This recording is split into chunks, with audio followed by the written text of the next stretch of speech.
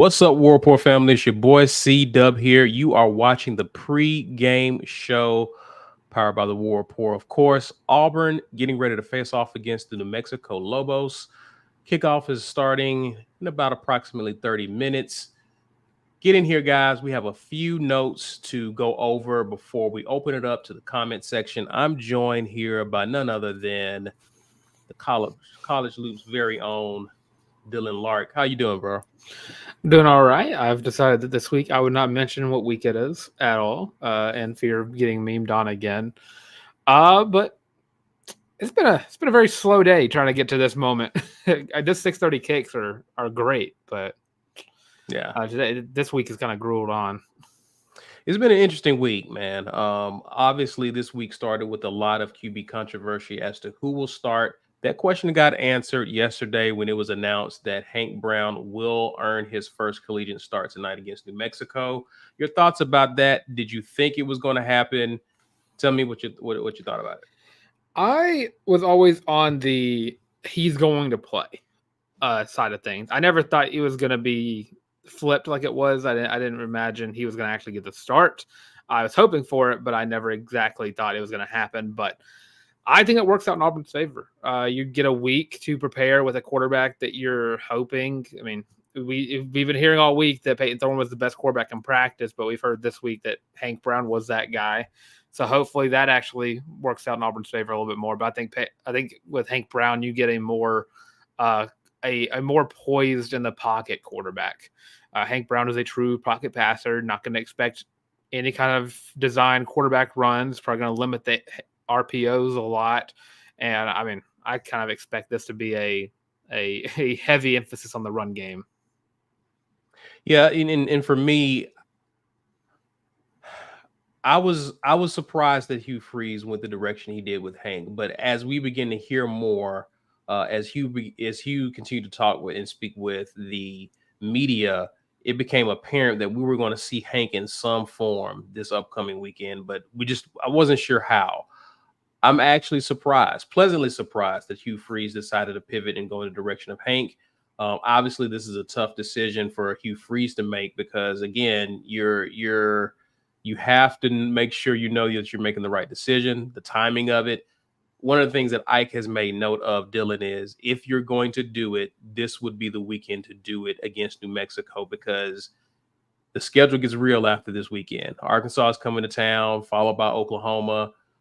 Then you're on the road for all of October. So you need to make sure you have the QB situation addressed by the start of SEC play. So nevertheless, Hank Brown is the guy, but been some rainy conditions. Ike is down covering the game alongside Mike, and he hinted at me that the rain is starting to let up. I don't know for how long. So my question to you is, you already said it, you're expecting a heavy dose of the run. How do you think they're going to use Hank in tonight's matchup as it pertains to the passing game? I think that's where you open up the play action pass a lot more. If you're going to pass the ball, you're going to do it through play action. Make sure you can trick New Mexico's defense into baiting on the run.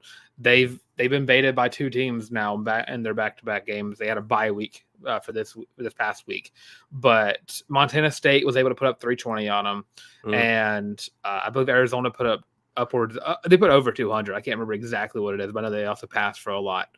So I think for Auburn's case, I think you emphasize the run game a lot with Jarquez, Damari, and Jeremiah Cobb.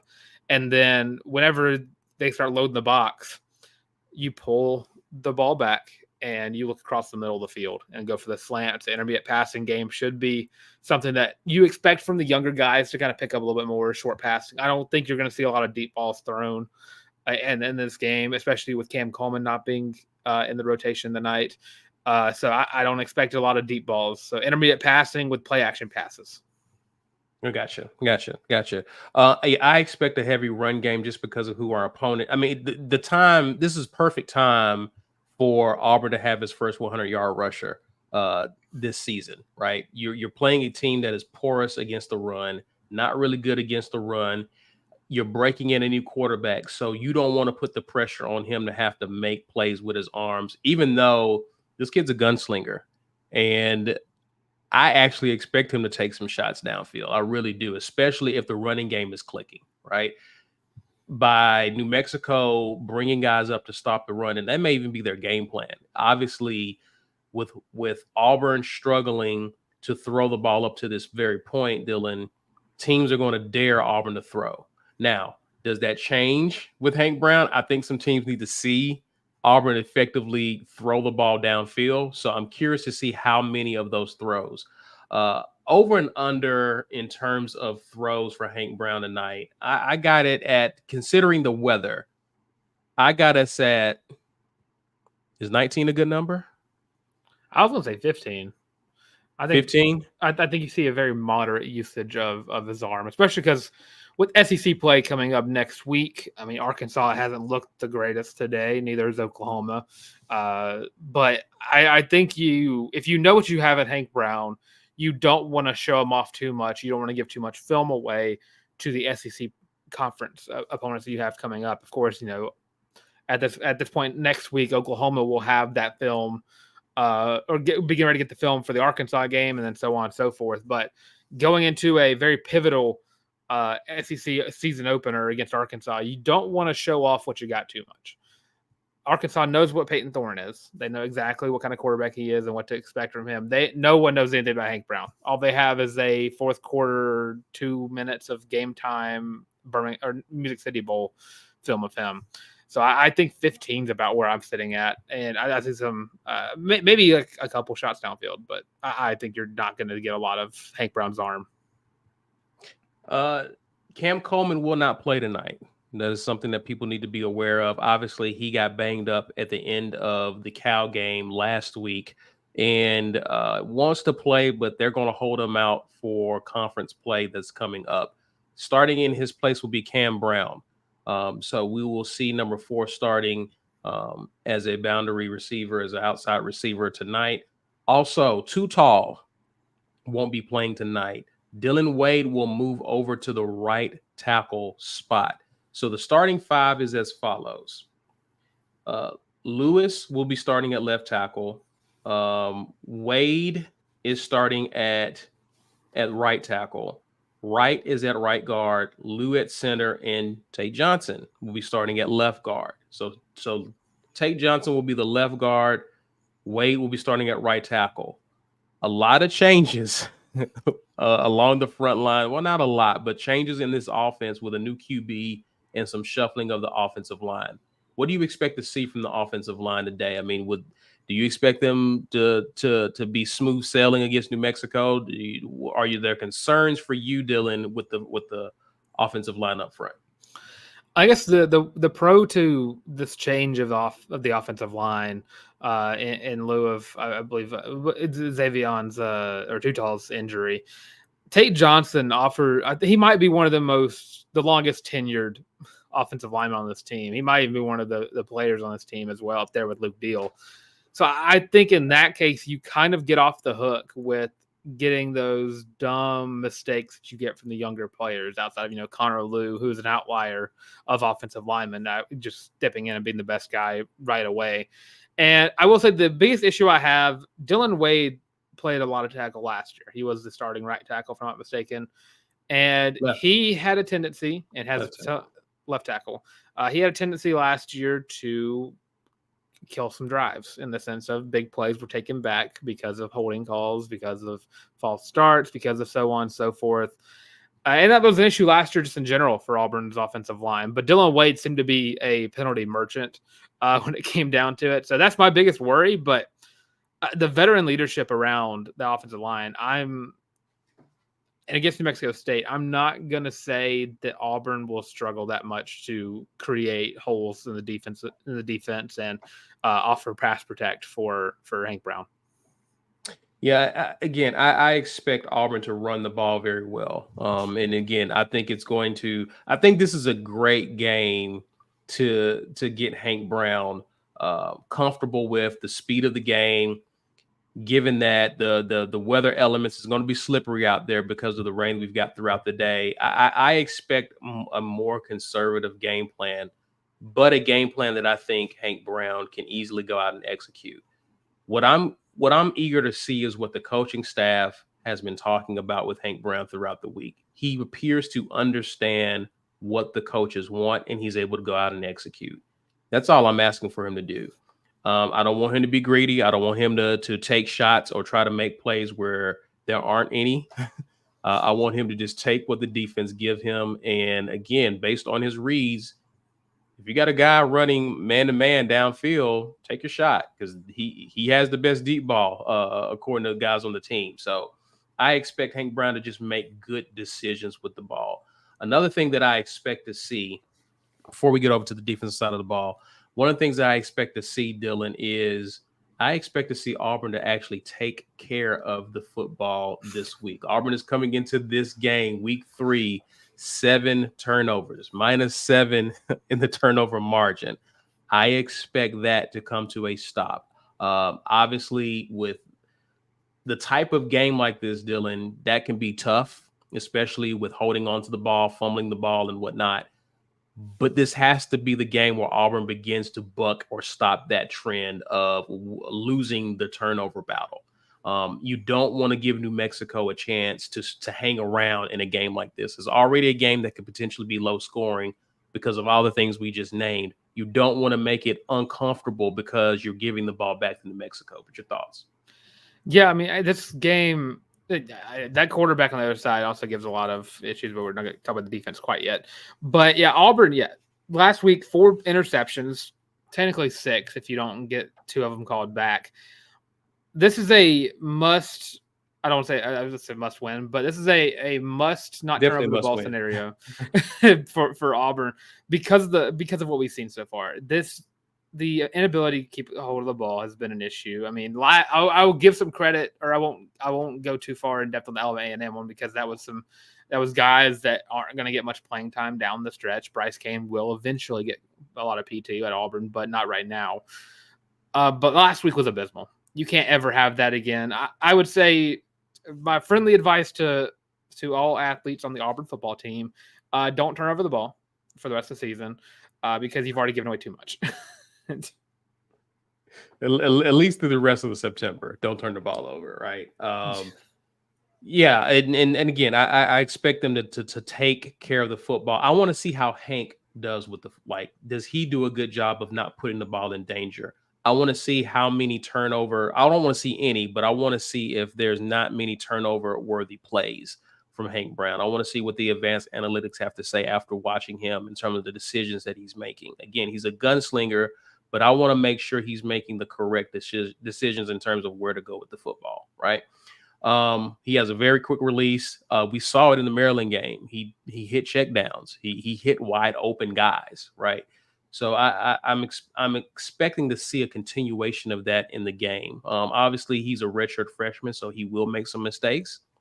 And I think the coaching staff is prepared to give him a little bit of latitude as long as they're not egregious mistakes, right?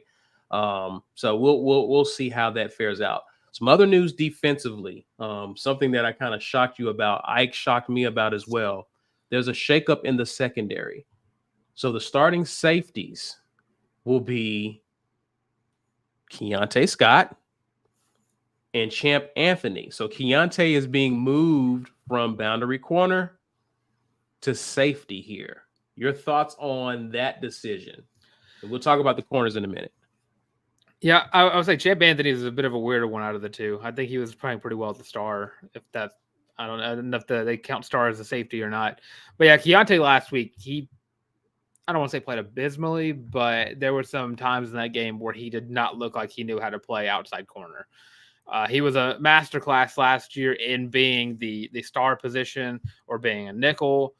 I'm interested to see how this kind of works out because, I mean, we'll talk about what happened with the corner room in a second, but I think this works out better for him because of the fact he doesn't have to stay one-on-one with anybody. This will be an opportunity for him to kind of get back to his groove of last year, which will hopefully get us back to Keontae Scott of 2023, where he was making those plays, where he was getting the right PBUs and interceptions and all that stuff, because I'm still waiting for Auburn to get an interception.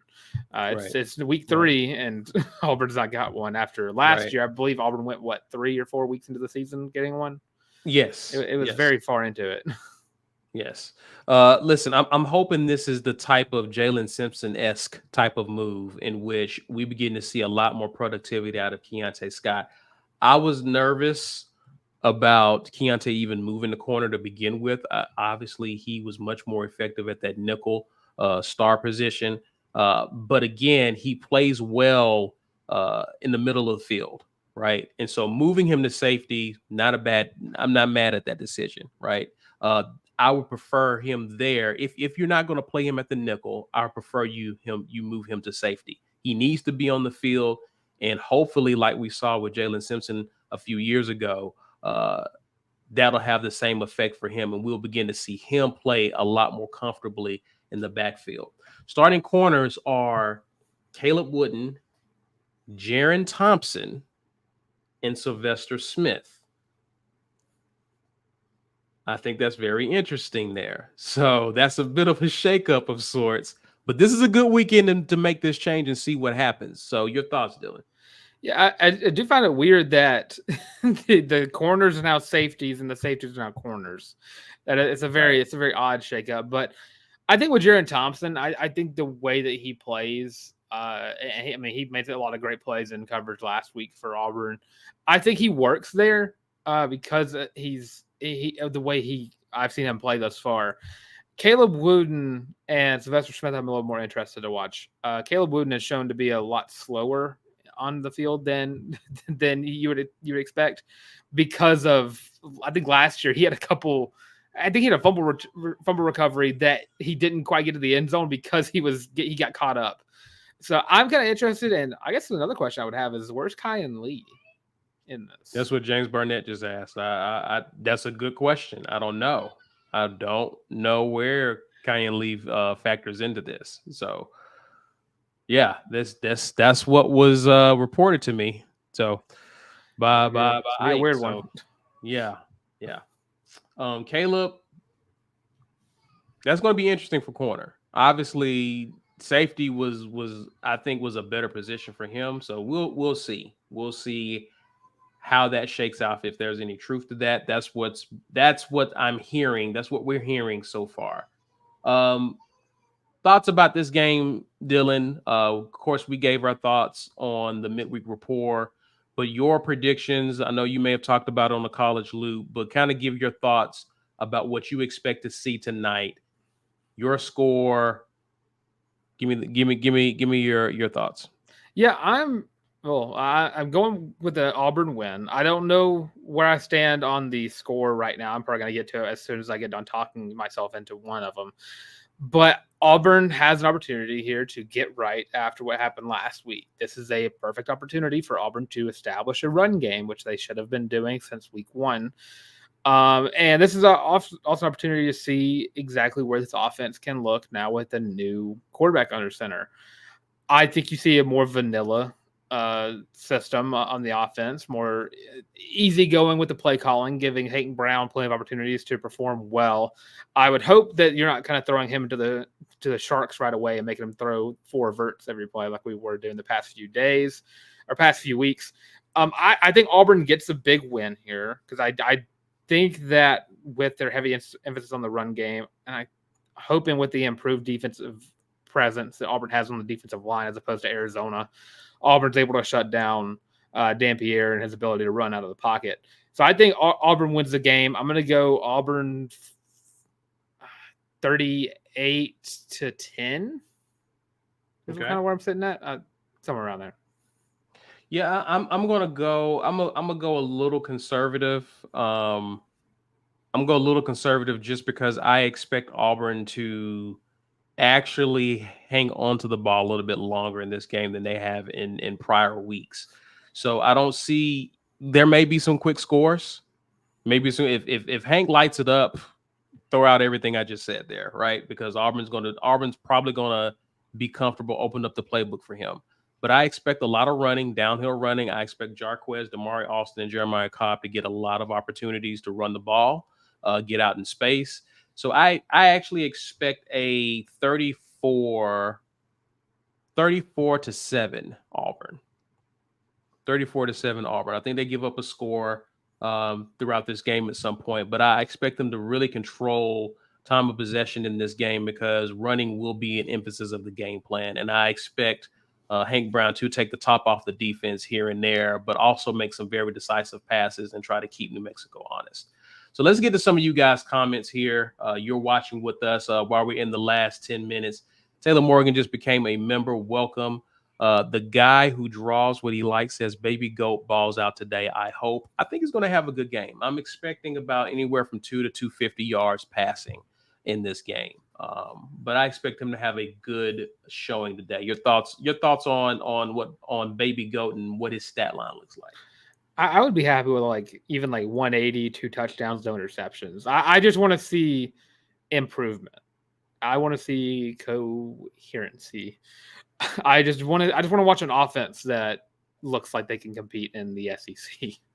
Yeah. So I don't. If he breaks the record for most passing yards, it'd be awesome. But I'm okay with him just not throwing interceptions.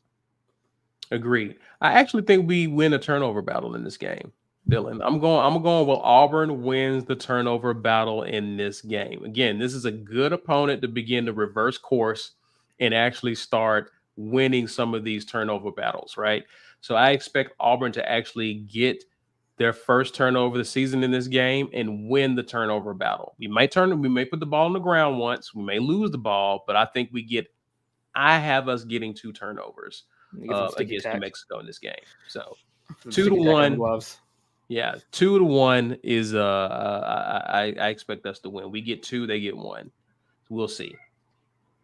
Haley says, happy homecoming. This is homecoming, a very soggy homecoming, but homecoming nonetheless. Happy homecoming, Haley. Aunt Robinson says, Hank throws for 200. I'm right there with you, Aunt. I think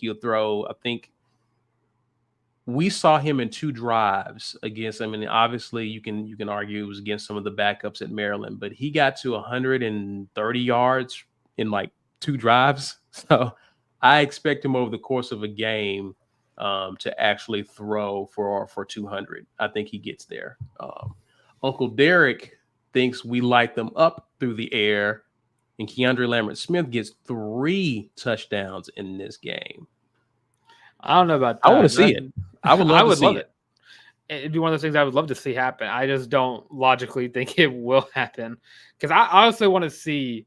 Not only do I want to see Hank Brown not throw any interceptions or throw any stupid passes, but I also want to see a more balanced attack utilizing the weapons Auburn has. This wide receiver room is loaded from wide receiver 1 to wide receiver 7 can all step in and perform very well for Auburn. So I would like to see a little bit more of the wide receivers 3 and 2-7 in this game.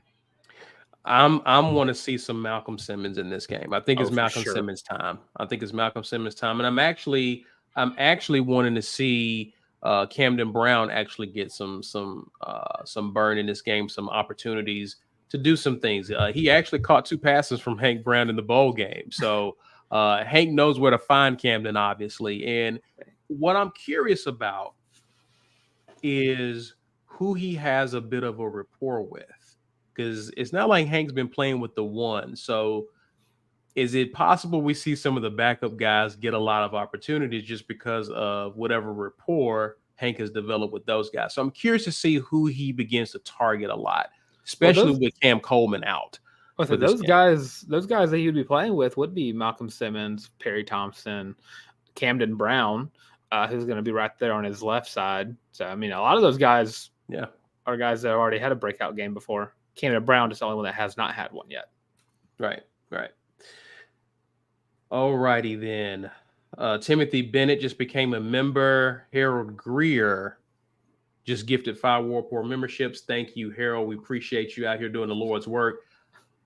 Centauri Calhoun says Auburn scores 50 plus with Baby Goat. So he's expecting fireworks tonight.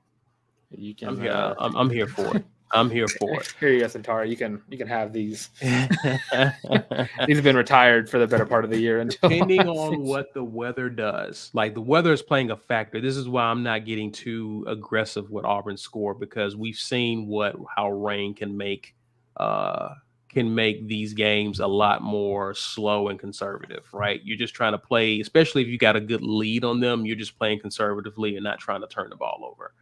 We'll see if the weather holds up.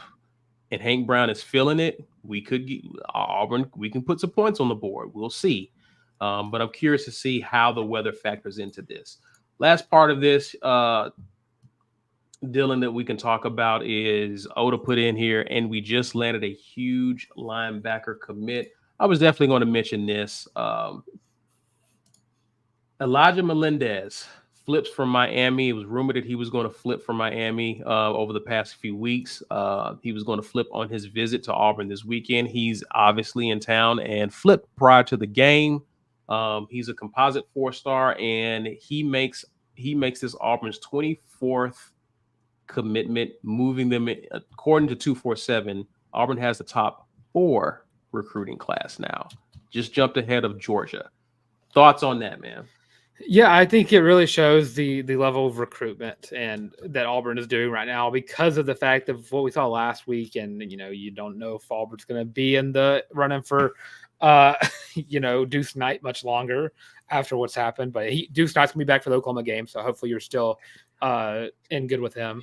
If things work out with Hank Brown, I think Auburn will be okay. I think Auburn will be fine. Yeah.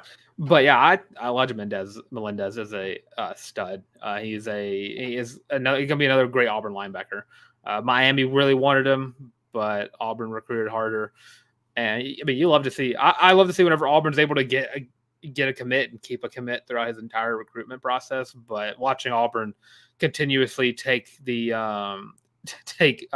talent from some of the best programs in the country is always one of my favorite things.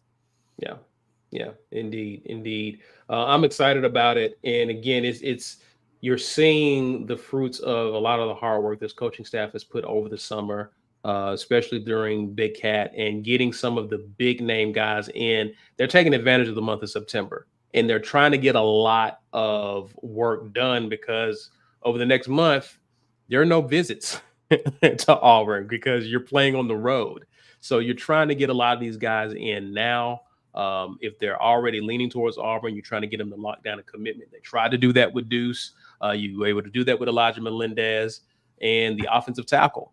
It looks like he's getting close to making a decision. So they're trying to close him. So the Auburn coaching staff is doing a lot of work on the recruiting trail, especially they want to begin to turn their attention to the 2026 class. So you want to at least position yourself with some of these guys who may be an early signing day decision. You want to work on those guys. And Auburn has positioned themselves to do just that because you already got a good class as is. Now you're trying to get the number 1 player in the state to flip from Ohio State to Auburn. You're trying to get those guys into the fold. And so and with this coaching staff, there's going to be someone who comes out of left field that we didn't even know who was on the radar that this coaching staff, because Hugh Freeze does this almost every year.